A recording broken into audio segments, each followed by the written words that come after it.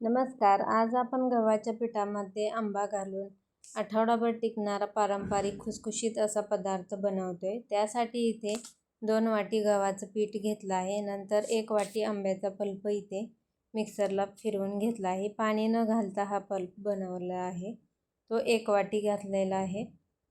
नंतर इथे 1 चमचा एवढं तांदळाचं पीठ घातलं आहे आणि 1 चमचा रवा घातला आहे. तांदळाच्या पिठामुळे हा पदार्थ एकदम खुसखुशीत होतो. नंतर अर्धी वाटी गूळ घेतलेला आहे. नंतर 1 चमचा इथे विलायची पावडर घालायची आहे आणि चिमूटभर मीठ घालायचं आहे. गोडाचा पदार्थ असल्यामुळे मीठ चिमूटभर वापरलं आहे. आता हे सर्व छान हाताने मिक्स करून घट्ट असं याचं पीठ आपल्याला भिजवून घ्यायचं आहे.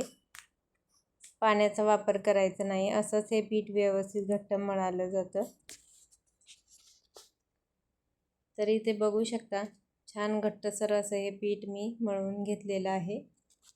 आता हे पीठ 15 ते 20 मिनिटं साईडला ठेवून द्यायचं आहे. 15 ते 20 मिनिटानंतर पीठ आपलं व्यवस्थित भिजलं जातं. नंतर याचे छोटे छोटे असे गोळे बनवून घ्यायचे आहेत. तर आज आपण इथे आंब्याचे घारगे बनवत आहोत किंवा तुम्ही आंब्याची पुरी देखील म्हणू शकता. तर आंबा कितपत गोड आहे त्यानुसार गुळाचं प्रमाण वापरायचं आहे. तर आंबा जर छान गोड असेल तर अर्धी वाटी गूळ पुरेसा आहे. सर्व साहित्याचं लिस्ट मी डिस्क्रिप्शनमध्ये देत आहे, नक्की चेक करा.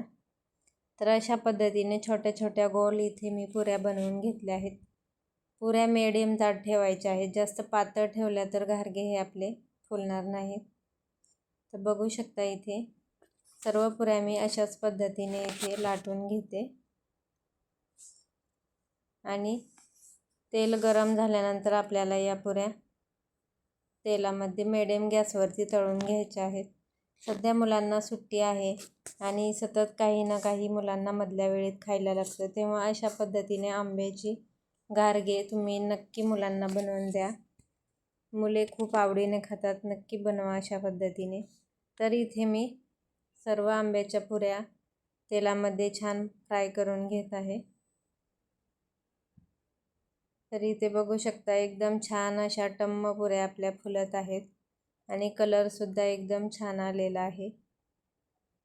तुम्ही अशा पुऱ्या याआधी कधी बनवल्या होत्या का? नक्की मला कमेंट्सद्वारे कळवा. तर इथे मी सर्व पुऱ्या एकदम सर्व तळून घेतलेल्या आहेत. आंब्याचा सीझन आहे तोपर्यंत अशा पद्धतीने आंब्याचे घारगे तुम्ही सुद्धा नक्की बनवून खा. इथे सर्व पुऱ्या माझ्या तळून झालेल्या आहेत आणि बघू शकता एकदम टम्म झालेल्या आहेत, खुसखुशीत सुद्धा झालेल्या आहेत. व्हिडिओ जर आवडला असेल तर प्लीज एक लाईक नक्की करा. व्हिडिओ जास्तीत जास्त तुमच्या मित्रपरिवारासोबत शेअर करा आणि चॅनेलला जर अजून पण सबस्क्राईब केलं नसेल तर असेच नवीन नवीन व्हिडिओ पाहण्यासाठी प्लीज सबस्क्राईब करा. धन्यवाद.